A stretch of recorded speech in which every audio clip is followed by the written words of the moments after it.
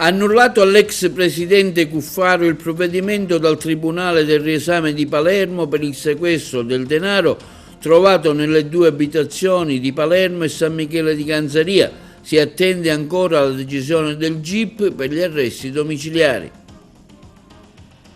Approvato il progetto di fattibilità tecnica ed economica della nuova tangenziale di Agrigento, partirà da Montallegro fino al villaggio Mosè, bypassando la città di Agrigento. SRR Agrigento Provincia Ovest, oltre 1 milione di euro di contributi per la raccolta differenziata ai comuni che hanno raggiunto il 60% da parte dell'assessorato regionale all'energia e all'ambiente. Caterina Tusa, eletta neosegretaria della CGIL Funzione Pubblica, subentra a Enzo Iacono per fine mandato. Consegnate presso il Comando Provinciale dei Carabinieri di Agrigento le 3 targhe a lotta per gli anni 2026, 27 e 28. Incidente mortale sulla veloce Palermo-Sciacca, 2 donne sono morte e 3 feriti, un'anziana di Canicattì di 77 anni, trovata carbonizzata all'interno della sua abitazione. Continuano i controlli dei carabinieri verso le case di riposo per gli anziani. Nel Riberese trovato un impianto di videosorveglianza abusivo. Panoramica sportiva degli incontri di calcio della domenica in provincia, la Pallamano Girgenti in casa con il Sannio Benevento.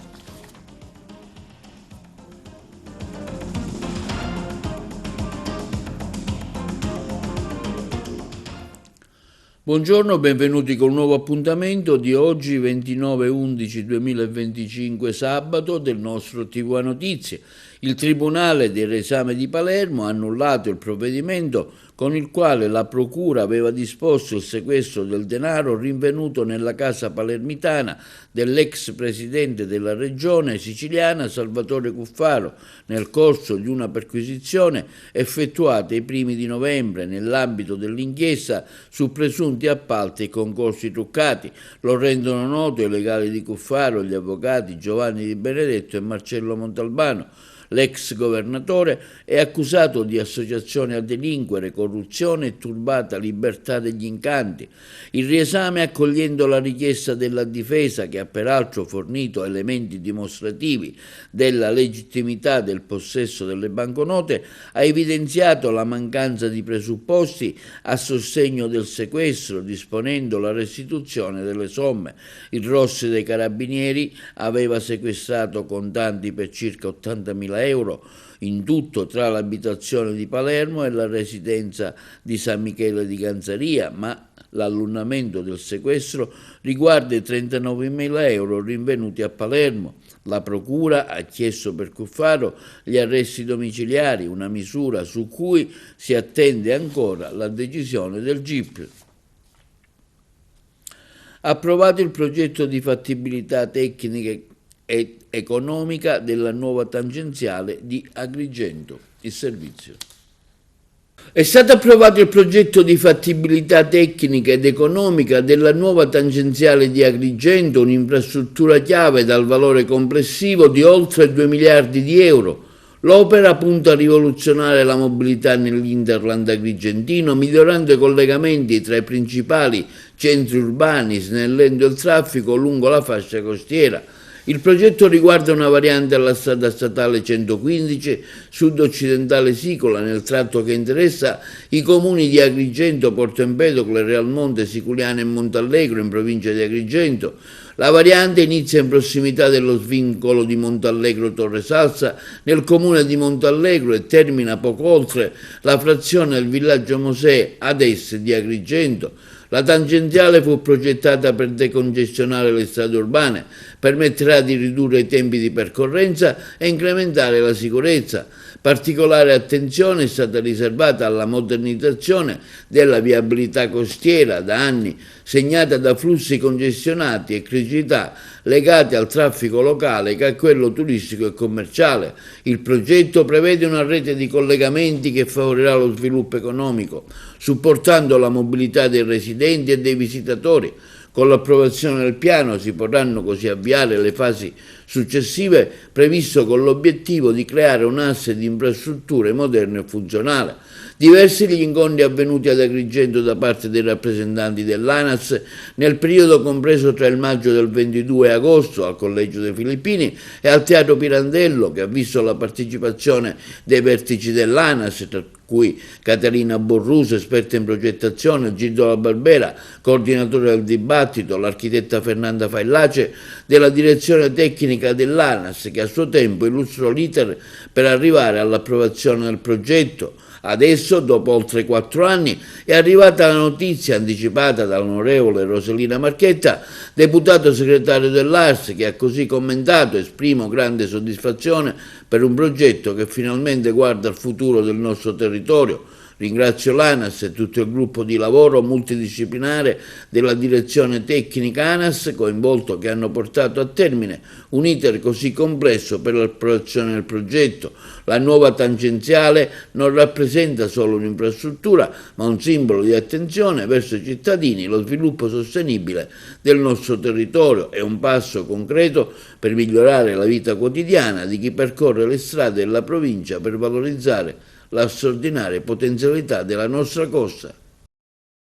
Inaugurata oggi al Liceo Empedocle Leonardo la mostra del Festival delle Filosofie, intervista a Empedocle. Noi abbiamo seguito l'evento.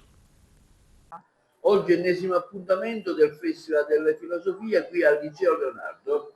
Sì, oggi ci ritroviamo al Liceo Leonardo per concludere un ciclo assolutamente interessante ed impegnativo per i nostri studenti, che hanno visto il Liceo Leonardo protagonista nell'ambito di un prestigioso festival dedicato alla filosofia, disciplina portante di un percorso liceale che indubbiamente diventa un vero e proprio laboratorio del pensiero critico, e per i ragazzi è molto importante il coinvolgimento in iniziative di questo tipo, perché l'obiettivo della scuola è proprio quello di abituarli a ragionare criticamente, abituarli a prendere posizioni, abituarli ad assumere delle scelte partecipate e consapevoli. Oggi, dopo aver parlato di Empedocle, filosofo e medico, e di modelli di polis e di città, quindi di rapporto tra le radici della filosofia e le istituzioni, il buon governo e la giustizia, oggi chiudiamo con l'intervista impossibile ad Empedocle ai tempi dell'intelligenza artificiale. Non potevamo farci sfuggire un'occasione così importante per un liceo tecnologico e innovativo come il nostro, che dell'intelligenza artificiale ha fatto un filo conduttore del suo curricolo, e quindi vedremo come Empedocle, intervistato con l'intelligenza artificiale, riuscirà a dirci delle cose molto interessanti. Dottore Pareto, lei partecipa qui come direttore della Fondazione Agrigento 2025. La Fondazione ha sposato questo progetto che fa tappa oggi qui al Liceo Leonardo. Sì, è una iniziativa finanziata dalla Regione Siciliana nell'ambito delle attività collegate ad Agrigento Capitale della Cultura e gestita dal Parco della Valle dei Templi. Naturalmente voglio ringraziare la preside Patrizia Pilato, che ha partecipato complessivamente, diciamo, alle iniziative che quest'anno per la prima volta si sono svolte ad Agrigento da parte di Festival delle Filosofie, che normalmente storicamente si svolge a Palermo. Un ciclo molto articolato, molto intenso, che è durato un mese, e oggi è l'ultima settimana, diciamo, di attività, e impreziosito da questa nuova modalità di fruizione della cultura, rivolta naturalmente ai giovani. Per questo l'abbiamo voluta fare al liceo, che attraverso l'intelligenza artificiale consente anche ai ragazzi, con i loro strumenti più utilizzati, di accedere al pensiero di Empedocle. È una iniziativa che ha un carattere scientifico molto alto, sia da un punto di vista storico, filosofico, ma anche tecnologico. Noi abbiamo riportato Empedocle in vita con un esperimento di intelligenza artificiale, unendo 5 modelli di intelligenza artificiale, quindi superando anche quello che in gergo si dice 100.000 token. Abbiamo utilizzato prima un chat GPT per istruire a parlare come Empedocle, poi Cloud per la sintassi e poi altri programmi per creare il video come Google Gemini o il Synchro. Noi abbiamo riportato Empedocle e naturalmente risponde in base ai frammenti ricevuti, possiamo fargli però anche domande di attualità, e il lato umano è che l'intervistatrice invece è in carne e ossa e intervista un avatar. Il suo contributo all'iniziativa qual è stato? Allora, il contributo è chiaramente un contributo squisitamente filosofico, quindi cercare attraverso i prompt che abbiamo elaborato di attivare un Empedocle ovviamente capace di restituire il contesto nel quale chiaramente agiva, nel quale viveva da filosofo con una militanza, diciamo, attiva. Ovviamente quindi nel rispetto pieno del contesto abbiamo cercato di attualizzare alcune tematiche che Empedocle, da quella dell'armonia, quindi amore, contesa, conflitto, che è un tema chiaramente che interessa molto la contemporaneità, e l'altra tematica dell'interconnessione, cioè il fatto che comunque nella relazione con una natura che abbiamo nel tempo massacrato, stiamo cercando oggi con l'antropocene di recuperare un equilibrio, un'armonia. È un Empedocle che può sicuramente dialogare con il contemporaneo, questo è un po' il senso del festival, è quello di uscire un po' dai confini della filosofia accademica e cercare di portarla a un pubblico più vasto, dialogando, mettendo in dialogo, quindi gettando un ponte tra passato e presente. Questo è il senso stesso della filosofia e del pensiero. La SRR Agrigento Provincia Ovest comunica con soddisfazione i risultati raggiunti dai comuni aderenti in materia di raccolta differenziata. L'assessorato regionale dell'energia e dei servizi di pubblica utilità ha disposto l'assegnazione di un contributo agli enti locali che hanno raggiunto il 60% di raccolta differenziata. Grazie all'impegno dei cittadini e delle amministrazioni locali, 16 dei 17 comuni della nostra area hanno ottenuto complessivamente 1.093.000 euro di contributi economici, premiando percentuali di raccolta tra le più alte in Sicilia. Tra i comuni più virtuosi si segnalano Lucca Sicola con l'87,5, Villafranca Sicola con l'85,5 e 33.981 euro di contributo, Calamonaci con l'84,75 e 33.329 euro di contributo. Quindi quello di Ribera con il 66%, ultimo con un contributo di 88.852. La funzione pubblica della CGIL di Agrigento annuncia l'elezione di Caterina Tusa, nuova segretaria generale dell'organizzazione territoriale. Tusa subentra a Enzo Iacono, giunto al termine dei 2 mandati previsti. Caterina Tusa, già segretaria regionale in precedenza, segretaria generale della FP CGIL di Trapani, approda ora alla guida della struttura agrigentina. La sua candidatura è stata proposta dal segretario nazionale Mauro Puglia e dal segretario generale della CGIL di Agrigento Alfonso Buscemi. All'assemblea che ha sancito l'elezione era anche presente il segretario generale dell'FP CGIL Sicilia Francesco Fucile, che ha portato il proprio contributo e il sostegno della struttura regionale.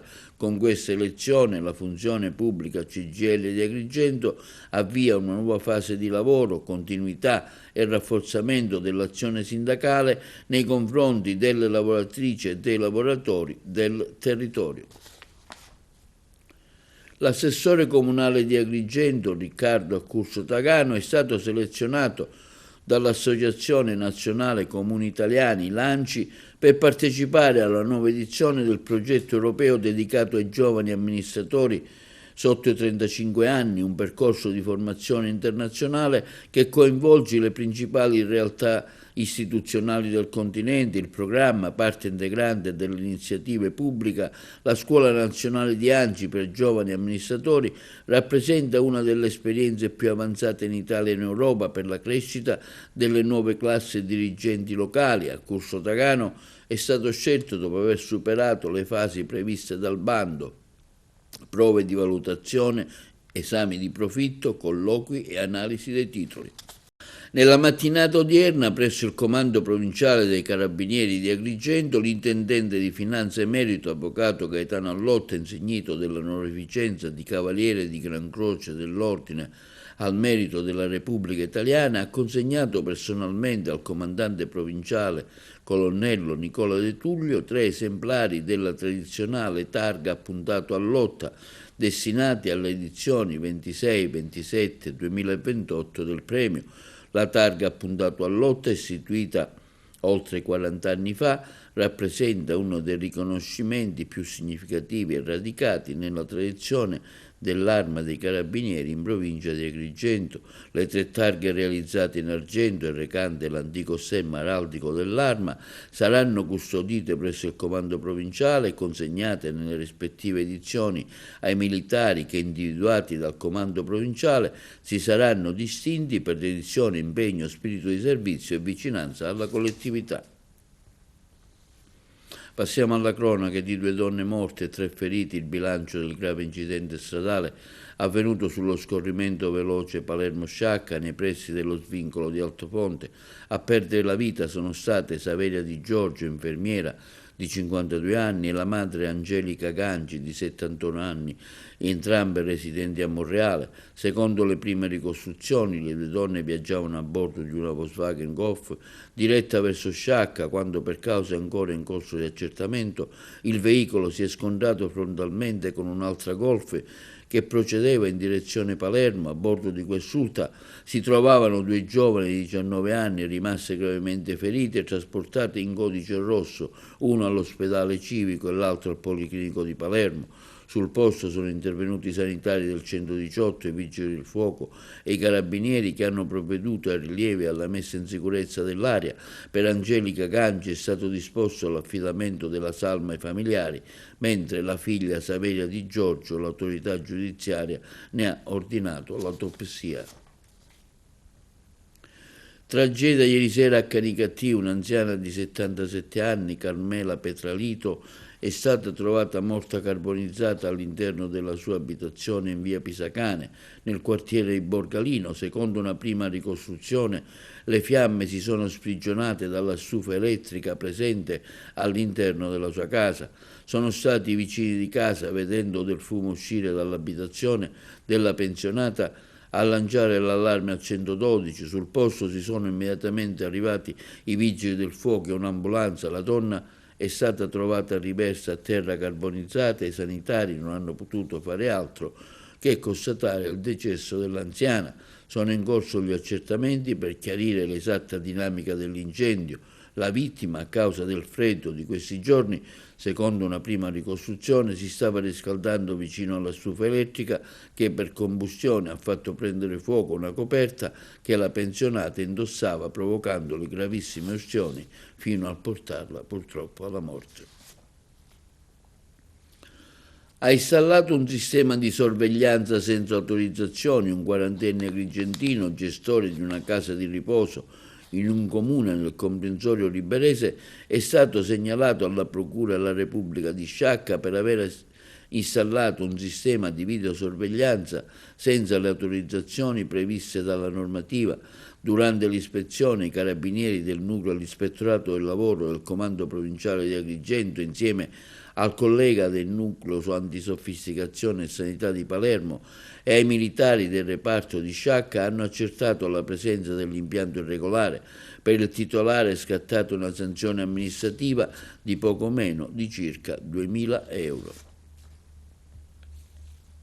Momenti di panico l'altra sera all'interno della galleria Spinasanta, il tratto della statale 118 che collega Agrigento e Raffadali, dove un automobilista ha percorso quasi 500 metri contromano alla guida di una Fiat Punto. L'uomo ha imboccato l'ingresso sbagliato, ignorando la segnaletica provvisoria imposta dai lavori in corso e il doppio senso alternato. A notare la manovra è stato il conducente di un'altra macchina che ha frenato bruscamente, evitando l'impatto frontale. L'incidente stradale davvero è stato evitato per un soffio. Dopo essersi trovato davanti il veicolo che procedeva nel verso corretto, l'automobilista ha invertito la marcia ed è uscito dalla galleria come se nulla fosse. Ieri sciopero dei giornalisti programmato dalla Federazione Nazionale Stampa Italiana per il mancato rinnovo del contratto nazionale di lavoro fermo al 2016. A Palermo una manifestazione in Piazza Verdi. I colleghi di Palermo. Tante le difficoltà per l'intera categoria. Sì, oggi scioperano i giornalisti che hanno il contratto della Federazione Nazionale della Stampa con la Federazione Editori, perché è scaduto da 10 anni e se abbiamo perso in questo lungo periodo di tempo ben il 20% del valore dello stipendio. Ma non è soltanto una questione di soldi, è una questione di avere un prodotto di qualità che dia ai cittadini un'informazione che sia veramente libera e indipendente, ma soprattutto fatta da persone che non sono e non possono essere ricattabili, innanzitutto dal punto di vista economico. Ecco, se dovessimo parlare di un'alternativa. L'alternativa è purtroppo un appiattimento della qualità dell'informazione, sempre meno giornalisti liberi, capaci di raccontare la realtà in cui sono immersi, di confrontarsi con le fonti, di avere un rapporto paritario con una serie di persone che invece guadagnano molto più di loro e che quindi chiaramente non hanno la stessa autonomia e indipendenza per essere in grado di raccontare ai cittadini che a loro volta devono farsi un'opinione il più possibile libera e non inquinata da fonti esterne. La stessa categoria e diversi tipi di contratto. Questo è un grosso problema. Purtroppo nel corso degli anni si è cercato di andare incontro alle esigenze di colleghi che lavorano in vari settori. Purtroppo questo indebolisce molto, fraziona la forza dei giornalisti italiani. Si è cercato di venire incontro, di regolamentare una serie di realtà, quella televisiva, quella del web, ma è stato un passo fatto soltanto, diciamo, dai giornalisti. A livello legislativo invece non è stato fatto niente sui social, sull'informazione sul web, zero leggi, zero provvedimenti da parte del Parlamento. Quindi l'unico sforzo che è stato fatto è stato quello dei giornalisti che purtroppo dopo tutti questi anni possono dire che sono più deboli, ma cercano comunque con la loro forza, la loro dignità di fornire ugualmente un prodotto dignitoso ai loro lettori, ai loro spettatori. I motivi del no riguardo al futuro ponte sullo Stretto di Messina. Ce ne parlano i colleghi di Messina. Ambiente.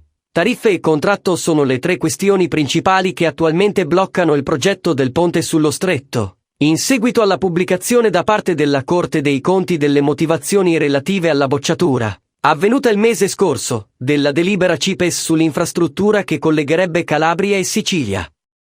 Da Palazzo Chigi si comunica che le motivazioni saranno sottoposte a un attento esame, mentre il Ministero delle Infrastrutture e dei Trasporti è già al lavoro per rispondere alle osservazioni sollevate.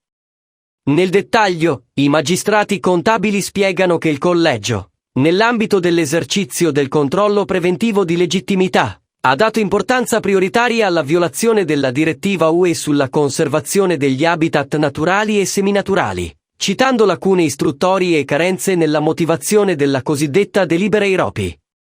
È stata inoltre evidenziata un'infrazione alla stessa direttiva a causa delle significative modifiche intervenute nel contratto originario, sia a livello oggettivo che soggettivo. Infine, è stata rilevata la mancata acquisizione del parere dell'Autorità di regolazione dei trasporti, in merito al piano tariffario, elemento cardine del piano economico e finanziario.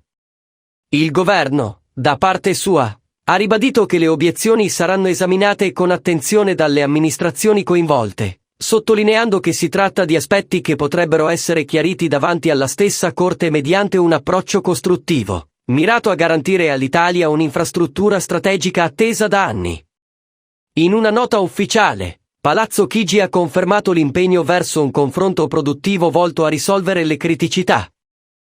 Il Ministero delle Infrastrutture e dei Trasporti, dal canto suo, accoglie le osservazioni della Corte dei Conti e sottolinea che il percorso per la realizzazione del ponte prosegue, incoraggiato anche da una collaborazione positiva con la Commissione europea.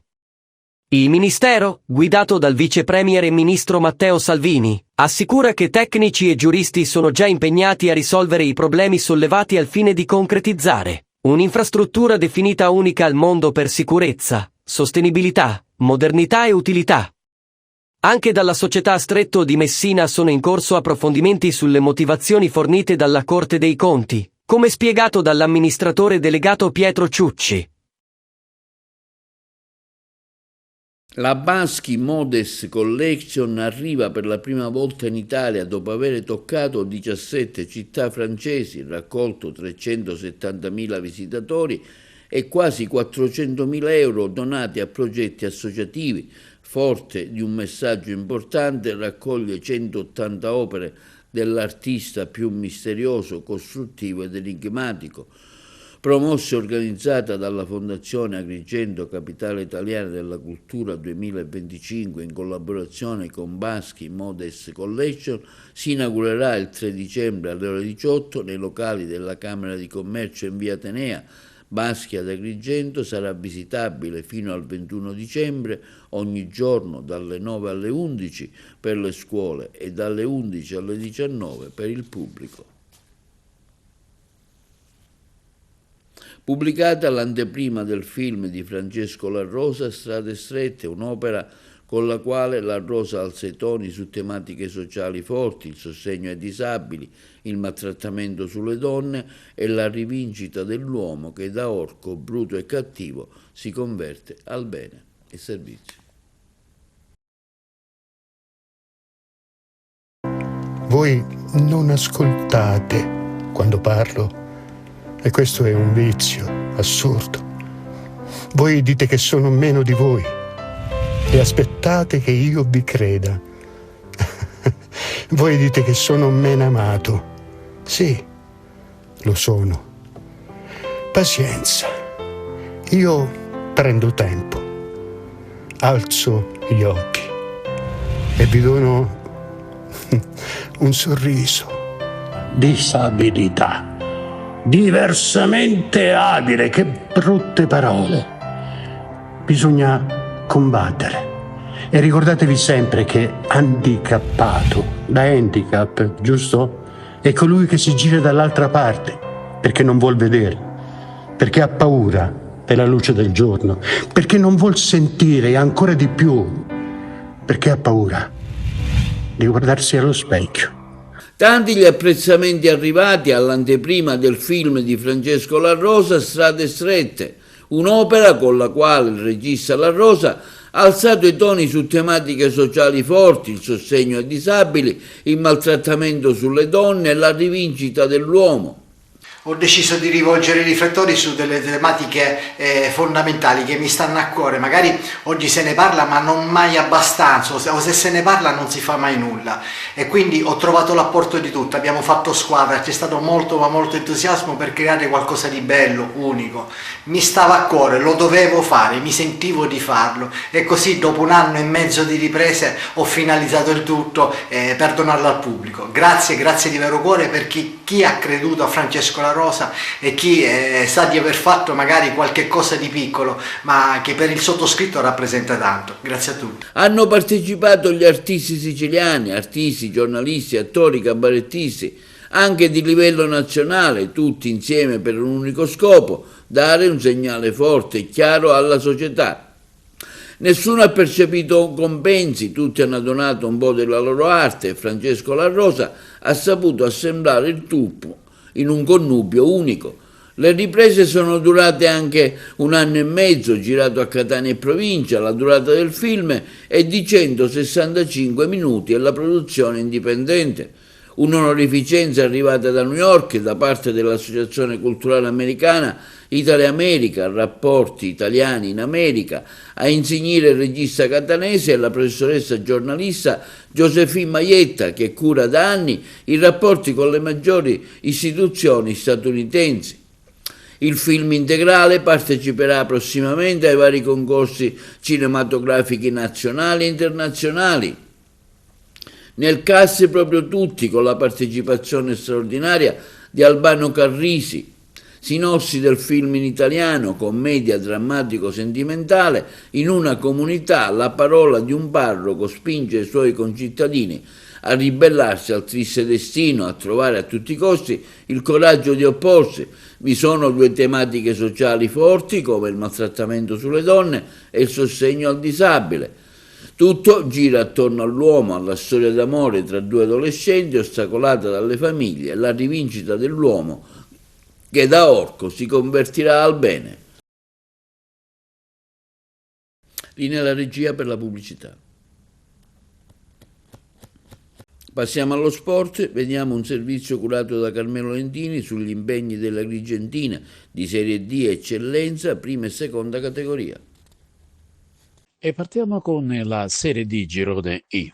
Dopo la tonificante vittoria esterna contro la Cireale, il Castrome Favara ritorna al Giovanni Bruccoleri per affrontare l'Atletico Club Palermo, avversario solido che proprio mercoledì scorso ha perso il confronto casalingo con la Nissa di Lello di Napoli.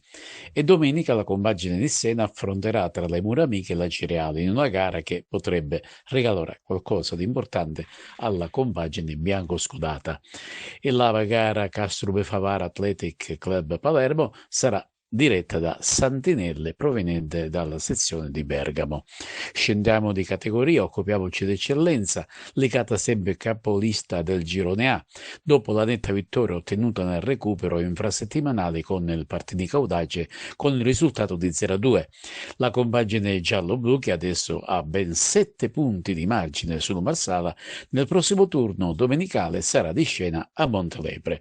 Tornano a giocare in casa le altre due agrigentine, vuol dire il Camarat con il forte Don Carlo Misilmeri e l'Unità si sciacca con il Partinico Audace. Ancora in prima categoria Girone B, il Cianciana si riappropria della vetta, pur se in condominio con il Prizzi, grazie alla vittoria ottenuta nel recupero di mercoledì scorso con il malcapitato Villabate, squadra che ha perso con un netto 0-6. La compagine del tecnico Salemi è chiamato ad una trasferta abbordabile, infatti giocherà contro il Colomba Bianca a Palermo. Torna a giocare in casa all'Alessandria della Rocca con il Calcio Rangers. Ritorna a Collura invece la brillante Empedoclina, che senza troppi proclami e con un inizio stagionale di assestamento adesso si ritrova in piena zona playoff. Avversario di turno lo Sporting Termini, una squadra niente male che sa tirare gli artigli al momento opportuno. Infine in seconda categoria, dopo la prima sconfitta stagionale subita nello scontro diretto con il Favara Calcio, il Bovo Marina Montallegro ritorna a giocare al cospetto del proprio pubblico contro il Roccalia, con l'obiettivo di riprendere la corsa verso l'alto. Favara Calcio che dopo aver fermato l'ex capolista Montallegro è atteso ora da una sfida esterna contro un'altra capolista, vale a dire l'Atletico Caccamo, che si trova proprio al vertice della graduatoria. Una prova di forza per la compagine favarese che cerca gloria sul campo palermitano. Per quanto riguarda le altre agrigentine, il Menfi anticipa in casa con il derelitto Vis Bonpietro, mentre il River Platani si reca nelle Madonie per giocarsela contro il Petralia Soprana. Vediamo adesso, sempre curato da Carmelo Lentini, un commento sulla domenica sportiva dei due gironi di promozione A e D. Ed ora occupiamoci dei due campionati di promozione dei girone A e girone D, vale a dire dove sono presenti tutte le squadre agrigentine. Per quanto riguarda il girone D, il pari esterno dell'Acregas con il Santa Croce Soccer ha dato un segnale importante. Non c'è nulla di facile in questo girone di promozione. Priolo ed Acregas sono nuovamente a braccetto in vetta alla classifica e domenica dopo domenica lottano a denti stretti per rimanere in alto. In attesa dello scontro diretto che ricordiamo è programmato per il prossimo 21 dicembre, in questo turno dovranno fare i conti l'Acregas con lo Scordia sul neutro di Aragona e il Priolo fuori a Noto. Scordia che è dello stesso tenore, dello stesso spessore del Santa Croce Soccer e che mira a fermare la capolista biancazzurra. Il Priolo Gargallo giocherà invece in provincia di Siracusa contro i cugini del Noto che si ritrovano della classifica medio-bassa. In evidenza il derby nisseno sommatinese Serra di Falco. La gara di campionato tra Virtus Acregas Gimnica Scordia, valevole per la 10ª giornata di andata di promozione del girone D, è stata assegnata alla seguente terna arbitrale: Giovanni Maggione di Palermo con assistenti, Elisabetta Gianquinto di Marsala e Gaspare Piranio di Palermo. L'incontro, che si disputa al Totorusso di Aragona, avrà inizio alle ore 15. Ma vediamo qual è il cartellone della domenica. Atletico Megara Scicli, Città di Canicattini Pro Ragusa, Frigentini Santa Croce Soccer, Noto Priolo, Sommatinese Serra di Falco, Vigor Gela Calat e quindi Virtus Acregas Gimnica Scordia. Ed ora occupiamoci del girone A, momento favorevole per le due battistrada Gemini e Aragona che stanno dominando il campionato. In questo 11° turno di andata è in programma un grande derby tra il capolista Gemini e l'immediata inseguitrice Margheritese. Una sfida dall'esito incerto a cui guarda con attenzione proprio l'Aragona, che se la vedrà fuori casa con lo Sport Palermo. Un esame importante per entrambi che mirano al salto di categoria. Infine brutta gatta a pelare per il Casteltermini che ospita il Mazzara. La compagine agrigentina si ritrova in una posizione scomoda di classifica e le farebbero davvero comodo i 3 punti in palio. E stasera alle ore 19 presso il Palasport di Agrigento la Pallamano Girgenti ospiterà la squadra del Sannio Benevento per il campionato di Serie 2 maschile. Le interviste al coach Lillo Gelo e al dirigente Giuseppe Sciascia. Davide Sarto. Coach Lillo Gelo, al Palasport di Agrigento arriva Sannio Benevento. Come si può battere questa formazione e ottenere i primi punti in campionato? Sicuramente veniamo da 2 partite fuori casa in cui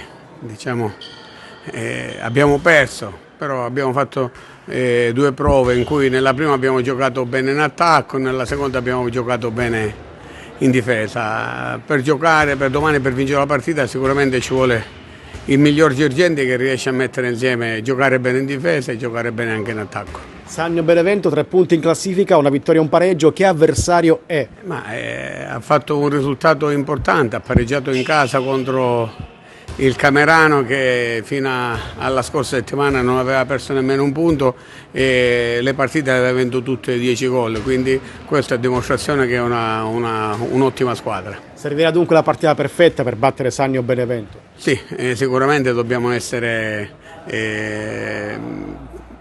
pronti a giocarci una partita che fino all'ultimo sarà combattuta. 0 punti in classifica per il Girgenti, come sta la tua squadra? Siamo sicuramente un po' giù perché su un paio di partite siamo stati lì a giocarcele, solo che sicuramente negli ultimi 5 minuti, nelle partite che abbiamo perso per pochi gol, ci siamo un po' persi e quindi stiamo lavorando su questo per riuscire ad avere una costanza fino alla fine della partita. Quanto conterà il fattore campo, quanto conterà l'apporto del vostro pubblico? Questo noi crediamo che domani alla partita ci siano tanti sostenitori che ci possono dare la spinta per fare una partita che ci porti alla vittoria. Sì, l'obiettivo è quello, perché siamo un po' in crisi di risultato, quindi ci vorrebbe, anche per dare fiducia ai ragazzi, una bella vittoria. I ragazzi che lavorano tanto, quotidianamente, danno tanto, danno tutto, però attualmente una serie di circostanze non ci ha dato la possibilità di portare appunto i primi 2 punti a casa. Se giochi in casa sarà importante l'apporto del vostro pubblico. Noi ci contiamo tanto, l'abbiamo detto e lo ribadisco stasera, il pubblico per noi è l'8º uomo in campo. Abbiamo bisogno di sostegno perché in questo momento di crisi può essere il pubblico a darci la svolta, a darci le giuste motivazioni e festeggiare qui in questo meraviglioso palazzetto. Sarebbe bello festeggiare i primi 2 punti. Quanto vale moralmente la vittoria, l'eventuale vittoria contro Sannio Benevento al Palasport di Agrigento? Vale tanto, non vale 2 punti, secondo me vale molto di più perché potrebbe essere da apripista per un campionato poi tranquillo, sereno, perché ho visto i ragazzi assolutamente non scoraggiati, però con quella voglia di far capire quanto hanno lavorato e quanto tengono a questi 2 punti. Ripeto, sarebbe bello domani una cornice di pubblico bella come è sempre stata e i primi 2 punti da dedicare a loro. A Montalbano e Licona centinaia di aziende agricole rischiano di chiudere. Lanciato l'allarme nocciole. I colleghi di Messina. Il comparto corilicolo dei Nebrodi si trova ad affrontare una crisi produttiva senza precedenti, che sta mettendo in seria difficoltà l'intero settore. Per contrastare questa situazione emergenziale, il Consiglio Comunale di Montalbano e Licona ha approvato all'unanimità una proposta di deliberazione, chiedendo alla Regione siciliana di dichiarare lo stato di crisi per il 2025. Tale riconoscimento è fondamentale per attivare gli strumenti previsti dal Decreto Legislativo 102/2004 e dal PSR Sicilia Fiser. Pochi giorni prima, una proposta simile era stata avanzata dal sindaco Antonino Todaro, su impulso dell'assessore all'agricoltura Nicola Bartolone. Successivamente, il presidente del Consiglio Giovanni Tortora l'ha presentata in aula per il via libera definitivo da parte dell'organo consiliare. La richiesta, supportata da pareri tecnici e contabili favorevoli, è stata dichiarata immediatamente esecutiva per accelerare le interlocuzioni con le istituzioni e l'adozione di misure di sostegno. Nel 2025, il comparto corilicolo siciliano, specialmente nell'area nebradea, ha registrato un crollo delle rese superiore all'80%, con intere zone in cui la raccolta è stata completamente annullata. Le cause sono molteplici: eventi climatici estremi, siccità, gelate fuori stagione, malattie delle piante, infestazioni parassitarie e danni causati dalla fauna selvatica. A Montalbano e Licona, uno dei centri corilicoli più importanti della Sicilia, la crisi ha costretto molti produttori ad abbandonare la cura degli impianti e la raccolta, con pesanti ripercussioni sia sul reddito familiare che sulla sostenibilità economica delle aziende locali. Ciò sta trasformando la coltivazione della nocciola, tradizionalmente un pilastro dell'economia agricola della zona, in un settore a rischio di declino strutturale. E questo è tutto per l'edizione odierna di TV Notizie. Vi ricordiamo che i nostri programmi si possono vedere in tutta Italia sul canale 268 e il digitale terrestre per chi ha le smart TV, in streaming sul sito www.televideoagrigento.tv, il telegiornale sul canale 93 di Video Sicilia alle 15 e alle 20 e replica la mattina alle 9. Inoltre i nostri servizi si possono visionare sul canale YouTube di TVA Televideo Agrigento. E questo è tutto per oggi e vi auguriamo un buon fine settimana.